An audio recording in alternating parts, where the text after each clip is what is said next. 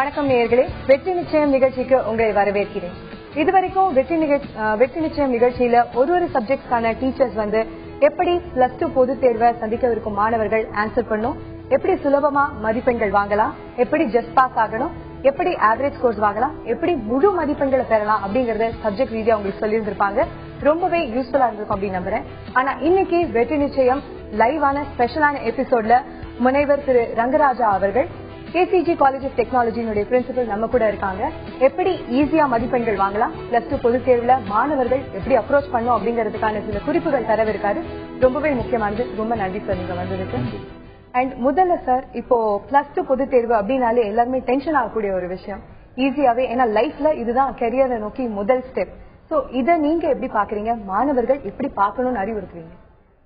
இல்ல, பொதுவா மாணவர்கள்ட்ட +2 படிக்கும் போதே இதுதான் உனக்கு கடைசி சான்ஸ், இதை விட்டா அவ்வளவுதான் வாழ்க்கை முடிஞ்சு போச்சு, இந்த மாதிரி சொல்லியே ஒரு மிரட்டலை விட்டு சரியா பண்ணக்கூடிய மாணவர்களையும் பண்ண முடியாத அளவுக்கு பண்ணிடக்கூடியதான் அந்த சமுதாயம். ஏன்னா பெற்றோர்கள் அது அதீதமான ஒரு எதிர்பார்ப்புனால அந்த மாதிரி பண்றாங்க. பொதுவா எல்லா மாணவர்களும் திறமையான மாணவர்கள் தான். இந்த +2 தேர்வை அணுகின்ற போது இன்னைக்கு வரைக்கும் சில மாணவர்கள் சரியா படிக்கலன்னு நினைச்சிருந்தா கூட இனி உட்கார்ந்து படிச்சா கூட நல்ல மதிப்பெண் எடுப்பதற்கான வாய்ப்புகள் இருக்கு. ஏன்னா இன்னும் நாட்கள் இருக்குது. ஆனா இந்த பதட்டப்பட்டா எதுவுமே பண்ண முடியாது. அதனால மாணவர்கள் இதுவரைக்கும் சரியாக படிக்காத மாணவர்கள் கூட இன்னையிலிருந்து சரியாக திட்டமிட்டு அட்டவணை தயார் செய்து ஒவ்வொரு பாடத்திற்கும் இத்தனை நாட்கள் என்று கிடைத்திருக்கக்கூடிய நாட்களை சரியாக பயன்படுத்தினால் இன்னும் நல்ல மதிப்பெண் வாங்குவதற்கான எல்லா வாய்ப்புகளும் இருக்கிறது. ஆனா ஒன்னே என்னன்னா, இந்த பிள்ளைகள் இரவு அதிக நேரம் படிப்பதை அவங்க நிறுத்த வேண்டும். ஏன்னா சில மாணவர்கள் முழு இரவும் விழித்திருந்து படிக்கிறாங்க. குறைந்தபட்சம் இரவுல 6 மணி நேரம் தூங்கணும். அதற்காக அவங்க ஒதுக்கிக் கொள்ள வேண்டும். ஒரு 10 மணி இல்லைன்னா 11 மணிக்கு அவங்க படுத்துட்டு 6 மணி நேரம் தூங்கிட்டு காலையில எழும்பி அதுக்கப்புறம் படிக்கலாம். அதே மாதிரி உணவு பழக்கங்கள், நல்ல உணவு பழக்கங்கள். நீங்க இந்த நேரத்துல வெளியில போய் கடையில போய் இந்த பொரிக்கக்கூடிய உணவுகள் இதெல்லாம் சாப்பிட்டு உடம்பை கெடுத்துக்கிட்டாங்கன்னா அது ஒரு பெரிய பாதிப்பை ஏற்படுத்தும். அதே மாதிரி பெற்றோர்கள் இனி இருக்கக்கூடிய காலகட்டத்தில் இந்த பிள்ளைகளுக்கு நல்ல அந்த பிள்ளைகளை ஊக்கப்படுத்தக்கூடிய வார்த்தைகளை பயன்படுத்த வேண்டுமே தவிர அந்த பிள்ளைங்களை திட்டுறது, அந்த பிள்ளைங்களை அவ்வளவுதான் போச்சு, உன்னுடைய கேரியரே போச்சு, நீ இவ்வளவு நாள் பாழ்படுத்திட்ட, இனி எதுவுமே பண்ண முடியாது, இனி சோர்வடையக்கூடிய வார்த்தைகளை சொல்லாமல் தட்டி கொடுத்தால் இனி இருக்கக்கூடிய நாட்களில் கூட அவர்கள் படித்து நல்ல மதிப்பெண் வாங்குவதற்கான வாய்ப்புகள் இருக்கிறது. அதே மாதிரி இதுவரைக்கும் நல்லா படித்திருக்கக்கூடிய மாணவர்களும் இந்த மாதிரி தன்னுடைய ஆரோக்கியத்தை கவனித்துக் கொண்டு தான் இன்னும் இருக்கக்கூடிய அந்த நேரத்தை வீணாக்காம நல்ல உறக்கம், நல்ல உணவுகளை எடுத்துக்கொண்டு படித்த பாடங்களை மீண்டும் மீண்டும் அதை திருப்பி புரட்டி பார்ப்பதன் மூலமாக நல்ல மதிப்பெண் எடுப்பதற்காக நல்ல வாய்ப்பு இருக்கிறது. எல்லா கோணங்கள்ல இருந்து சொன்னீங்க சார். ஸ்ட்ரெஸ் ஆகட்டும், ஃபுட் ஹேபிட்ஸ் அண்ட் ஹெல்த், எல்லா கோணங்கள்ல இருந்து சொன்னீங்க. இப்போ முக்கியமான விஷயங்கள் +2 பொது தேர்வு அப்படின்னும் பொழுது எவ்வளவோ சப்ஜெக்ட்ஸ் இருக்கு. இங்கிலீஷ்ல ஆரம்பிச்சு language, maths, physics, chemistry, commerce ஸ்டூடெண்ட்ஸ்க்கு அதுக்கான கோர் சப்ஜெக்ட்ஸ் இருக்கு. எந்த சப்ஜெக்ட்ஸ் எல்லாம் அவங்க அதிகமா கவனம் செலுத்தணும், நிறைய மதிப்பெண்கள் ஈஸியா வாங்கக்கூடிய சப்ஜெக்ட்ஸ் எது? ஆமா, இப்போ பொதுவா மருத்துவத்துறை, பொறியியல் துறை, காமர்ஸ் போன்ற மற்ற துறைகள் பொதுவாக இப்போ தமிழகத்தில் இருக்கக்கூடிய பெரும்பாலானவர்கள் அந்த மருத்துவத்துறையும் பொறியியல் துறையும் தான் அதிகம் படிக்கணும்னு ஆசைப்படுறாங்க. நீங்க மருத்துவத்துறையில அதிகம் நீங்க போகணும்னு நினைச்சீங்கன்னா இந்த பயாலஜி, பிசிக்ஸ், கெமிஸ்ட்ரி இந்த மதிப்பெண்கள் அதுக்கு எடுத்துக்கொள்ளப்படும். அதே மாதிரி நீங்க பொறியியல் போகணும்னா பிசிக்ஸ், கெமிஸ்ட்ரி, மேத்தமேட்டிக்ஸ் இந்த 3 பேப்பரையும் நீங்க இந்த மதிப்பெண்கள் தான், இந்த கட் ஆஃப் மதிப்பெண் என்று சொல்வதற்கு இந்த மதிப்பெண்களை தான் எடுத்துக்குவாங்க. எனவே இந்த பேப்பர்ஸ், இந்த பொறியியல் போக வேண்டிய மாணவர்கள் physics, chemistry, biology, physics, chemistry, mathematics இந்த பாடங்களை அதிகமாக மதிப்பெண் பெற்றால் அவங்களுடைய கட் ஆஃப் மதிப்பெண் உயரும். அதே மாதிரி மெடிக்கல் போன்ற மாணவர்கள் பிசிக்ஸ், கெமிஸ்ட்ரி, பயாலஜி இந்த பாட திட்டங்களில் அதிகமாக படித்து மதிப்பெண்களை அதிகப்படுத்த வேண்டும். ஆனா அதுக்காக மற்ற பாடங்களை படிக்க கூடாதுன்னு இல்ல. இப்ப மொழி பாடங்கள் இருக்கிறது. இப்போ இந்த பொறியியல் போகக்கூடிய மாணவர்கள் பயாலஜி எடுத்திருப்பாங்க, இல்லைன்னா அவங்க கம்ப்யூட்டர் சயின்ஸ் எடுத்திருப்பாங்க. அந்த பாடங்களையும் படிக்கணும். அது நான் கடைசி நேரம் வரைக்கும் நான் படிக்க மாட்டேன், தேர்வுக்கு முதல் நாள் தான் படிப்பேன்னு அதை ஒதுக்கி வைக்க கூடாது. இந்த முக்கியமான பாடங்களில் அதிக கவனம் செலுத்தி கூடுமான வரைக்கும் முழு மதிப்பெண் பெறுவதற்கு என்ன ஈடுபடுத்திக் கொள்ள வேண்டும், அதை படித்துக் கொள்ள வேண்டும். அதே நேரம் மற்ற பாடங்களையும் படித்து வைத்துக் கொள்ள வேண்டும். கடைசி நேரத்துக்காக அதை ஒதுக்கி வைக்க கூடாது. ஏன்னா கடைசி நேரத்துக்கு அதுக்கு நீங்க ஒதுக்கி வைத்தீங்கன்னா மற்ற பாடங்களை படிக்கும் போது கூட ஐயோ நான் தமிழ் படிக்கவில்லை, ஐயோ நான் ஆங்கிலத்தில் எதுவும் படித்து வைக்கவில்லை, பயாலஜி படித்து வைக்க அந்த பதட்டத்திலே இந்த பாடங்களிலும் மதிப்பெண்கள் போய்விடுவதற்கான வாய்ப்புகள் இருக்கிறது. திரு ரங்கராஜா அவர்கள் நம்மிடையே உள்ளார். எப்படி +2 பொது தேர்வை சந்திக்கவிருக்கும் மாணவர்கள் அவங்களோட ஆரோக்கியத்தை ரொம்ப நல்லா பாத்துக்கணும், வெளியில சாப்பிடக்கூடாதுங்கிறத சொன்னார். உணவு பழக்க வழக்கங்கள், தூக்கம் 6 மணி நேரம் கண்டிஷனலா இருக்கணும். கூடவே பெற்றோர்கள் அவங்க பிரஷரை எப்படி பசங்க மேல செலுத்தக்கூடாது அப்படிங்கறதையும், படிச்ச பாடங்களை திருப்பி ரிவைஸ் பண்ணும், லாங்குவேஜ் பாடங்களா இருக்கட்டும், ஆங்கில பாடங்களா இருக்கட்டும், அதையும் நம்ம கவனம் செலுத்தணும் அப்படிங்கறத சொல்லியிருந்தீங்க. இதை தொடர்ந்து ஒரு கேள்வி சார். இப்போ இருக்கக்கூடிய போர்ஷன்ஸ் +2ல எந்த மாணவர்களுக்கு ரொம்ப கஷ்டமா இருக்கும், எந்த மாணவர்களுக்கு சுலபமா இருக்கும் அப்படின்னு நீங்க சொல்லுவீங்க? இப்போ கிராமங்கள்ல இருந்து மாணவர்கள் இருக்காங்க, சிட்டிஸ்ல இருந்து மாணவர்கள் இருக்காங்க, யாருக்கு படிக்கிறது ஈஸியா இருக்கும்? இல்ல பொதுவா அது கிராமம் என்றோ இல்ல நகரம்ங்கிறோ அந்த வேறுபாடு இருப்பதாக எனக்கு தெரியவில்லை. பொதுவா 2 பழக்கம் இருக்கு. ஒன்னு சில மாணவர்கள் அன்றைய பாடத்தை அன்னன்னைக்கே படிச்சுட்டு போயிருவாங்க. அப்போ அவங்க எல்லா பாடங்களையும் இப்போ நீங்க பொதுவா அன்னன்னைக்கு படிச்சு வைக்கிறது ஒண்ணு, தேர்வுகள் வரும்போது அதை இன்னொரு வாட்டி திருப்பி பார்க்கிறது, அந்த மாதிரி எத்தனை தேர்வுகளுக்கு திருப்பி பார்த்து இப்போ ரிவிஷன் வரும்போது திருப்பியும் படித்திருப்பாங்க. அந்த மாதிரி மாணவர்களுக்கு அது எளிதாக இருக்கும். ஆனா சில மாணவர்கள் தேர்வுக்கு மட்டும் படிக்கிறதுன்னு இருப்பாங்க. மற்ற நாட்கள்ல வேற பொழுதுபோக்கு நிகழ்ச்சிகள் அதிகமா இருப்பாங்க. அந்த மாதிரி மாணவர்களுக்கு இப்போ அந்த தேர்வு நெருங்க அவங்களுக்கு ஒரு பயம் வரும். நான் எதுவுமே படிச்சு வைக்கலையே, இனி இந்த குறைந்தபட்ச நாட்கள்ல நான் படிக்க முடியுமா அப்படிங்கிற ஒரு பயம் வரும். அதே நேரத்தில் அந்த மாதிரி மாணவர்களுக்கு அவர்களுடைய பெற்றோர்கள் முதல்ல அரவணைப்பா இருக்கணும். இந்த நேரத்தில் பெற்றோர்களும் அவர்களோட சேர்ந்து அவர்களுடைய அந்த பிரஷரை அதிகப்படுத்தக்கூடாது. பெற்றோர்கள் இப்போ இல்ல நிச்சயமா முடியும், இனி இருக்கக்கூடிய காலகட்டத்தில் உன்னால படிக்க முடியும், இது போதும், நீ இனி உட்கார்ந்து படின்னு சொல்லி அவங்களுக்கு ஒரு ஆறுதலை கொடுக்கும்போது அவர்களுக்கு ஒரு நம்பிக்கை வருகிறது. எனவே அந்த மாதிரி மாணவர்களும் அந்த நம்பிக்கையோடு உட்கார்ந்துட்டு, ஏன்னா இன்னைக்கு +2ல நீங்க பாத்தீங்கன்னா ப்ளூ பிரிண்ட் இருக்கு. இப்ப நீங்க தேர்வடைந்து விடுவதற்கு படிக்கக்கூடிய மாணவர்களுக்கு ரொம்ப எளிது.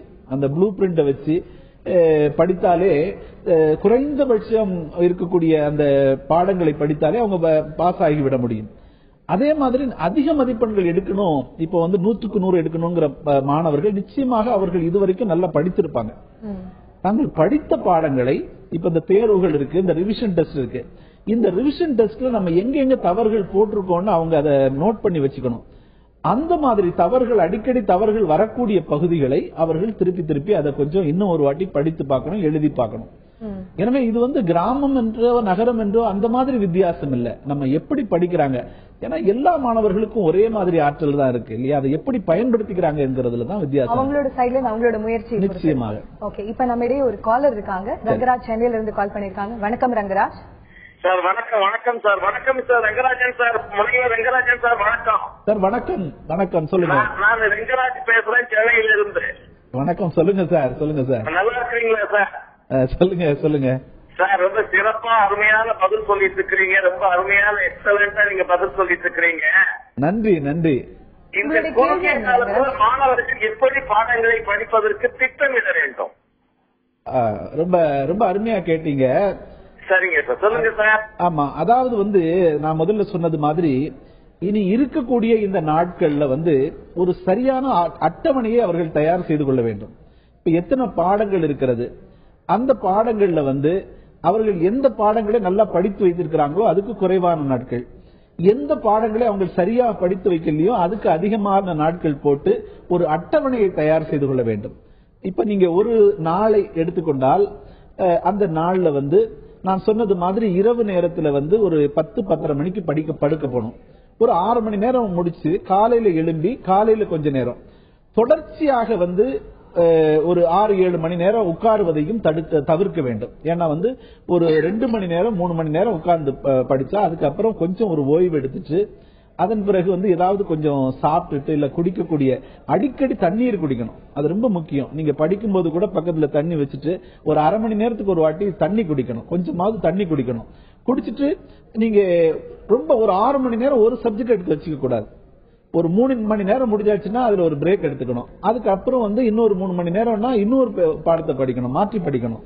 அந்த மாதிரி சரியாக அட்டவணை தயாரித்து இந்த மணில இருந்து இந்த மணி வரைக்கும் இந்த பாடத்தை படிப்பேன், இதுல இருந்து இது வரைக்கும் இதை படிப்பேன் என்ன அட்டவணை தயாரித்து எந்த பாடம் அவர்களுக்கு கடினமாக இருக்கிறதோ அதுக்கு அதிகமான நேரம் எடுத்துக்கொண்டு அந்த அட்டவணை தயாரித்து சரியாக திட்டமிட்டு அதை படித்தார்கள் என்றால் நிச்சயமாக அவர்களுடைய தேர்வில் நல்ல மதிப்பெண் எடுப்பதற்கான எல்லா வாய்ப்புகளும் இருக்கிறது. ஏன்னா அவங்களுடைய ஆற்றல் அவங்களுக்கு தான் தெரியும், எந்த சப்ஜெக்ட் அவங்களுக்கு கஷ்டம் அப்படிங்கறது பொறுத்து அவங்க அட்டவணை போடணும். ஓகே, இப்ப அடுத்த காலர் சுமதி நம்ம கூட இருக்காங்க. சொல்லுங்க சுமதி. வணக்கம் சார். ஆக்சுவலா பாத்தீங்கன்னா ஒரு டீச்சரா இதை நான் உங்ககிட்ட கேட்கணும்னு ஆசைப்படுறேன். நானும் +1 +2 டீச் பண்ணிட்டு இருக்கேன் கெமிஸ்ட்ரி. நானும் மீடியால பேசிருக்கேன். பட் திருப்பி உங்க மூலமா ஒரு மீடியால ஒரு நல்ல மெசேஜர் வந்து நீங்க கொடுக்க முடியும்ன்றதுனால உங்களோட பேசுறேன். நல்ல மதிப்பெண் பெறுறது, வெற்றி நிச்சயம், இதெல்லாம் ரொம்ப பாசிட்டிவான ஆட்டிடியூட் எனக்கு ரொம்ப பிடிச்சிருக்கு சார். ஆனா மார்க்கை எடுத்த பசங்க அண்ணா யூனிவர்சிட்டியில போய் ஒரு மேத்ஸ்ல சென்டம் ஆயின குழந்தை 20% வாங்கி ஃபெயில் ஆறான் போது மனசு ரொம்ப கஷ்டமா இருக்கு. இதே மாதிரிதான் எல்லா சப்ஜெக்ட்லயுமே நடக்கிறது. சோ இந்த சூப்பர்ஃபிஷியல் லேர்னிங் தான் அங்க இருக்கே தவிர அதை ஆழ்ந்து படிக்கணும் அப்படின்றதுக்கு அட்டவணை அவங்க முதல்லயே போடணும். சோ உங்க எக்ஸ்பீரியன்ஸ்ல நீங்க அந்த அட்டவணையை பத்தி கொஞ்சம் பேசினா it is a great use to the children sir. Thank you very much. ரொம்ப ரொம்ப அருமையா இன்னைக்கு வந்து இந்த கல்வி சமுதாயத்திற்கு தேவையான ஒரு கேள்வியை கேட்டிருக்கிறாங்க. அதாவது வந்து பொதுவா படிப்புங்கிறது +2ல மட்டும் இல்ல, படிப்புங்கிறது ஒவ்வொரு ஆண்டும் அவர்களுடைய அறிவை வளர்த்து கொள்ள வேண்டும். அப்போதுதான் நீங்க +2 வரைக்கும் நான் வந்து விளையாடிட்டு வந்து +2ல மாத்திரம் படிச்சு நான் இந்த மதிப்பெண்களை வாங்கிவிட்டால் நான் தேறிவிட முடியும் அப்படின்னு நினைக்கிறதே வந்து தவறு. ஏன்னா படிப்புங்கிறது அதாவது நம்முடைய ஒரு மனிதன்கிறது ஒரு ஹார்ட்வேர்னா உள்ள வந்து ப்ரோக்ராம் பண்ண வேண்டிய சாப்ட்வேர் தான் படிப்பு இல்லையா? அதை வந்து நீங்க ஒவ்வொரு முறையும் புரிந்து அதை படித்துக் கொள்ள வேண்டும். ஆனா இன்னைக்கு என்னன்னா நீங்க ஸ்கூல்ல எடுத்து பாத்தீங்கன்னா ஒரு ப்ளூ பிரிண்ட் போட்டு இதை மட்டும் படித்தா போதும். அதே மாதிரி இப்ப வந்து கணக்கு இருக்குன்னா 2 மார்க் கொஸ்டின் இல்ல 1 மார்க் கொஸ்டின்னா நீங்க இந்த ஆன்சரை டிக் பண்ணி பண்ணி பழகிட்டா போதும் அப்படிங்கிற ஒரு நான் என்ன சொல்றது ஒரு குறுக்கு பாதையை நாம் மாணவர்களுக்கு காட்டி விடுகிறோம்.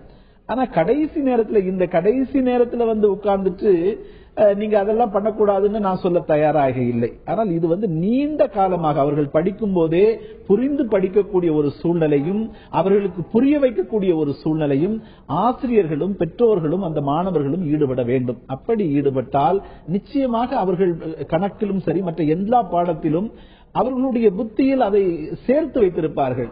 எந்த பாடத்திட்டத்திற்கு போனாலும் அங்கு அவர்கள் தன்னுடைய மனத்தை ஈடுபடுத்திக் கொள்ள முடியும், அதை செயல்படுத்திக் கொள்ள முடியும். இல்லை மனனம் மட்டும் பண்ணிவிட்டால் இந்த பிரச்சனை வருவதற்கான வாய்ப்புகள் இருக்கிறது.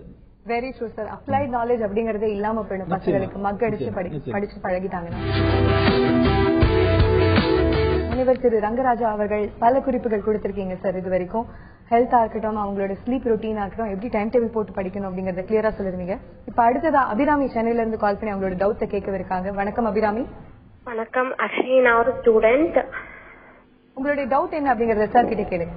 எனக்கு 3 டவுட்ஸ் இருக்கு. First thing is actually English paper இப்போ நீங்க சடனா ரூல்டா மாத்திருக்கீங்க. So why is that so? ரொம்ப கஷ்டமா இருக்கு எழுதுறதுக்கு, திடீர்னு நீங்க ரூல்டா மாத்திருக்கீங்க. செகண்ட் இஸ் ஒரு பேரானா எவ்வளவு தூரம் எழுதணும், அது வந்து ஹெட்டிங் அதெல்லாம் வந்து பிளாக் பென் யூஸ் பண்ணணுமா இல்ல இங்க் பென் யூஸ் பண்ணணுமா, gel R ink? And third is corrections எப்படி இருக்கும்னு தெரிஞ்சுக்கணும்னு ஆசைப்படுறேன். ஹலோ, அவங்களுடைய இது தொடர்ந்து அவங்க பதில் சொல்லுவாங்க. இப்போ ரூல் பேப்பரா மாத்திருக்கு இங்கிலீஷ் ஆன்சர் ஷீட், அது ஏன் அப்படின்ற மாதிரி கேட்டிருக்காங்க. லெஜிபிளா வரணும் அப்படிங்கறது. ஆமா ஆமா, அது வந்து நீங்க உங்களுடைய அவங்க படிக்கக்கூடியவங்களுக்கு அது தெளிவா தெரியணுங்கிறதுக்காக அந்த மாதிரி கொடுத்திருக்காங்க. ஏன்னா சில நேரங்கள்ல ரொம்ப நெருக்கி ஒரு வரிக்கும் அடுத்த வரிக்கும் இடைவெளி இல்லாத எழுதக்கூடிய இது இருக்குது. அதனால இல்ல சில மாணவர்கள் எப்படியாவது பக்கத்தை நிரப்பி வைக்க வேண்டும், ஒரு வரி எழுதிட்டு அப்புறம் பெரிய ஒரு இடைவெளி விட்டு அடுத்த வரி எழுதுவாங்க. எனவே அந்த மாதிரி வேண்டாங்கிறதுக்காக அதை கொண்டு வந்து சீரா இருக்கட்டும்ன்றதுக்காக அதை கொண்டு வந்திருக்காங்க. அதனால அதுக்கும் நீங்க உங்களுடைய திறமையை வெளிப்படுத்துவதற்கும் எந்த ஒரு தடையும் இருப்பதாக எனக்கு தெரியவில்லை. அது ஒண்ணு. இப்போ அடுத்தபடியாக இங்க் பென் யூஸ் பண்ணுமா, இல்ல பால் பென் யூஸ் பண்ணுமா, இல்ல ஜெல் பென் யூஸ் பண்ணுமா அப்படின்னு கேட்டிருக்காங்க. அதாவது தெளிவாக எழுதணும். உங்களுக்கு எதுல பழக்கம் இருக்குதோ அதை வைத்து தெளிவா எழுதுங்க. அதாவது எப்பவுமே ஒரு கேள்விக்கு பதில் எழுதுகின்ற போது உங்களுக்கு நல்லா தெரியக்கூடிய, இப்போ சில பாயிண்ட்ஸ் வந்து உங்களுக்கு நல்லா தெரியும், அந்த தெரியக்கூடிய பாயிண்ட முதல்ல தெளிவா எழுதுங்க. ஏன்னா நீங்க ஒரு கேள்விக்கு விட ஆரம்பிக்கும் போதே குழப்பமா முதல்ல எழுதி வச்சுட்டு அதுக்கப்புறம் நீங்க கீழே என்ன எழுதி இருந்தாலும் அதை திருத்தக்கூடிய நேரத்தில் அது அவங்களுடைய கவனத்துக்கு வராம போறதுக்கான வாய்ப்பு இருக்கு. அதனால நீங்க என்ன பெண்ணை பயன்படுத்தணுங்கிறது இல்ல, அது எவ்வளவு தெளிவாக உங்களுக்கு தெரிந்த கருத்துக்கள் அந்த பேப்பரை திருத்துபவங்களுடைய கவனத்துக்கு செல்லக்கூடிய வகையில் நீங்க எழுதணும். அதுதான் முக்கியம். இந்த வருஷத்துல இருந்து அதுவும் பிளாக் அண்ட் ப்ளூ இங்க் மட்டும் தான் யூஸ் பண்ணும் அப்படிங்கிற மாதிரியான ரூல் வந்திருக்கு. யூசுவலா ஹைலைட் பண்ணும் அப்படிங்கறது கலர் கலரா இங்க்ல எழுதி வைப்பாங்க. ஆமா, அது பண்ணக்கூடாது அப்படின்ற ஒரு அது பொதுவாவே அந்த மாதிரி நீங்க பல கலரை பயன்படுத்தக்கூடாது. அது நீங்க நினைச்சிருக்கீங்க அது ரொம்ப பாக்குறதுக்கு அழகா இருக்கணும், அப்படி இல்ல. அழகா இருக்க வேண்டிய தேவையில்லை, தெளிவா இருந்தா போதும். அதை தொடர்ந்து கரெக்ஷன்ஸ் இந்த வருஷம் எப்படி இருக்கும் அப்படிங்கறது. கரெக்ஷன் பொதுவா பிளஸ் டூ தேர்வுடைய கரெக்ஷனுக்கு சரியான கீ ப்ரிப்பேர் பண்ணி எல்லா ஆசிரியர்களுக்கும் கொடுத்துருவாங்க. அதனால எல்லா ஆசிரியர்களும் ஒரே மாதிரி தான் அதை கரெக்ஷன் பண்ணுவாங்க. ஏன்னா அவங்கள்ட்ட கீ இருக்கும், அந்த கீழ இருக்கக்கூடிய விடைகள் நீங்க எழுதி இருந்தா அதுக்கான மதிப்பெண்கள் எவ்வளவு எழுதியிருப்பீங்களோ அந்த ஸ்டெப்புக்கான மதிப்பெண்கள் உங்களுக்கு கிடைக்கும். அதனால அது மதிப்பெண் திருத்துவதில் எந்த வேறுபாடுகளும் நீங்க பார்க்க வேண்டிய அவசியம் இல்ல. நீங்க என்ன எழுதியிருக்கிறீங்களோ அதுக்கான மதிப்பெண்கள் நிச்சயமாக உங்களுக்கு கிடைக்கும். கண்டிப்பா சார். சோ மாணவர்கள் பார்த்துட்டு இருக்காங்க, பிளஸ் டூ பொது தேர்வு அவங்க எதிர்கொள்ளவிருக்காங்க. உங்களுடைய வாழ்த்துக்களை அவங்களுக்கு சொல்லிடுங்க. நிச்சயமா நீங்க உங்களுக்கு நான் சொல்லக்கூடிய வாழ்த்து என்னன்னா, எல்லா மாணவர்களும் திறமையான மாணவர்கள் தான். இனி இருக்கக்கூடிய இதுவரைக்கும் கழிந்து போன காலத்தை பற்றி நீங்க மறந்துருங்க. இனி இருக்கக்கூடிய இந்த நாட்களில் உங்களுடைய திறமையை வெளிப்படுத்துவதற்கு நீங்கள் சரியாக பயன்படுத்திக் கொண்டு நீங்கள் எழுதினால் நிச்சயம் எல்லா மாணவர்களுக்கும் சிறப்பான எதிர்காலம் காத்திருக்கிறது. நல்ல மதிப்பெண்களை பெறுவீர்கள். உங்களுடைய எதிர்காலம் சிறப்பாக அமைவதற்கு என்னுடைய வாழ்த்துக்களை தெரிவித்துக் கொள்கிறேன். வணக்கம். All the very best. இதுக்கப்புறம் உங்களை சந்திக்கும் வரை நன்றி கூடி விடைபெறுவது திவ்யா.